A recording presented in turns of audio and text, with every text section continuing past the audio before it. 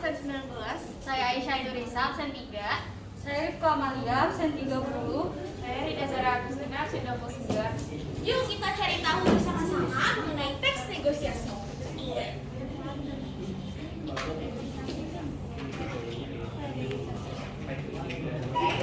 Yang pertama untuk definisinya sendiri akan dijelaskan oleh Marsha. Definisi teks negosiasi.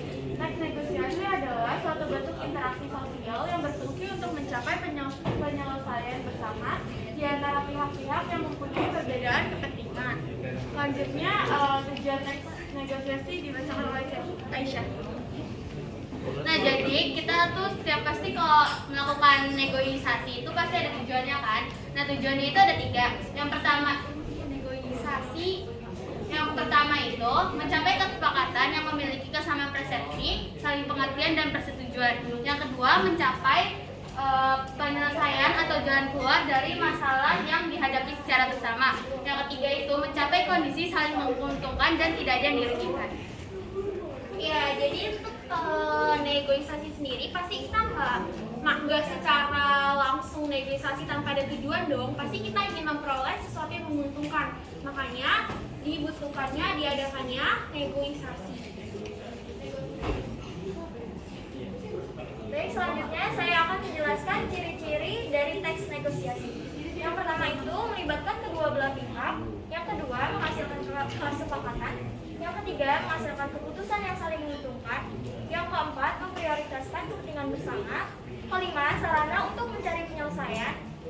Dan biasanya teks negosiasi ini berbentuk dialog atau monolog. Dan yang terakhir, teks negosiasi merupakan bentuk komunikasi secara langsung. Nah, untuk menyempurnakan si tujuan yang tadi itu, untuk yang mencapai kesepakatan yang menguntungkan, itu pasti harus ada dong dua pihak gitu, atau bahkan bisa juga lebih sebenarnya. Tapi biasanya di perumpamaan negosiasi itu adanya pembeli dan penjual. Nah, di sini ada struktur dari teks negosiasi. Yang pertama ada orientasi. Orientasi ini dapat dikatakan sebagai bagian pembuka dari teks negosiasi. Isinya biasanya itu berupa pengantar dan salah serta tujuan mengapa seseorang ingin mengawali negosiasi ini. Yang kedua ada permintaan. Seseorang dapat mengajukan permintaan mereka terhadap lawan bicara dalam negosiasi. Dalam bagian pengajuan, suatu belah pihak menjelaskan tujuan dan alasan mengapa mereka melakukan negosiasi. Yang ketiga ada pemenuhan. Bagian persetujuan baru akan tercapai dan bisa ditulis ketika dua belah pihak mampu menemukan penawaran yang menguntungkan untuk keduanya dan menyepakati penawaran tersebut. Oke, selanjutnya ada penawaran. Nah, penawaran ini itu puncak dari si negosiasi sendiri. Nah, proses penawaran ini itu tujuannya untuk membuat kesepakatan yang tentunya menguntungkan bagi kedua belah pihak kayak gitu. Dan untuk persetujuannya sendiri itu adalah persetujuan kedua belah pihak setelah proses penawaran itu.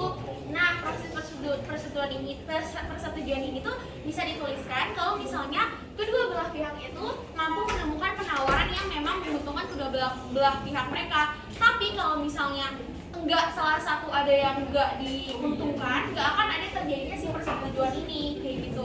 Lalu ada penutup. Nah, penutup ini sebenarnya sama aja nggak ya? Misalnya kita kan udah nemu tuh tadi persetujuannya. Jadi misalnya kayak aku mau nawar nih, Pak boleh gak nih 50.000 jadi 30.000 aja gitu. Terus misalnya bapaknya boleh, ya udah deh boleh gitu.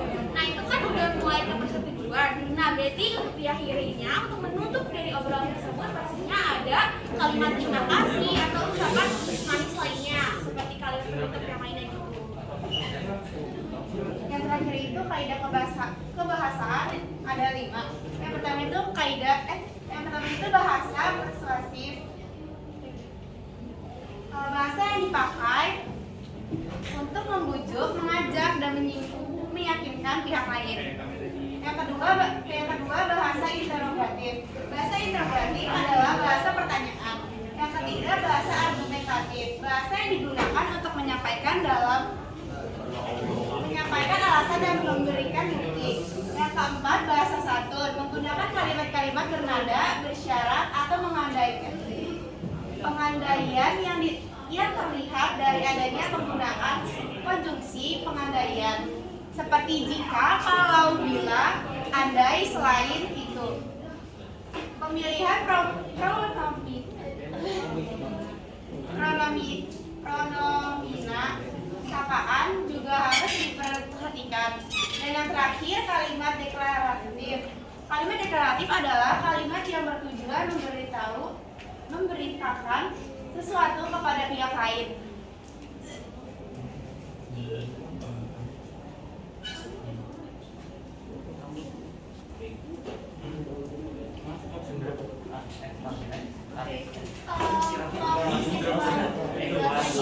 Kalau persuasif itu misal kayak kita mau ngajakin gitu loh kalimat yang misalnya untuk yang perempuannya tuh menunjuk misalnya kayak Pak boleh nggak gitu. Misalnya kayak ada kalimat yang kayak supaya si penjualnya ini tuh mau membuat kesepakatan bersama.